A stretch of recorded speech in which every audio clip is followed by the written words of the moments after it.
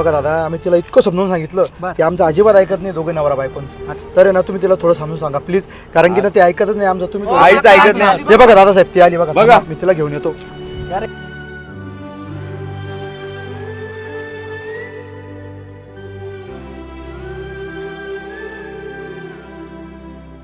हे बघा साहेब, तू जर कधी पळून गेली ना त्या मुलाबरोबर, तर आम्ही दोघे नवरा बायको मरून जाऊ साहेब. आम्ही जीव ठेवणार नाही. आणि मी समजून सांगतो तिला. थोडं समजून सांगा तुम्ही सर. बाळा, घरच्यांचं ऐकत जाय, असं करत नको. इकडे रे तू पण.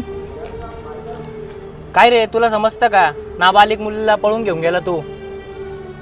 सर तिच्या मर्जीनेच गेलो होतो आम्ही. वाटलं तर तिला विचारा.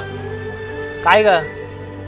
बाळा, शेवटचा चान्स आहे, खरं सांगून दे जर तुझं माझ्यावर प्रेम असेल तर. काय ग, तुझ्या मर्जीने गेली होती का ह्याच्यासोबत? नाही, हाच मला घेऊन गेला होता.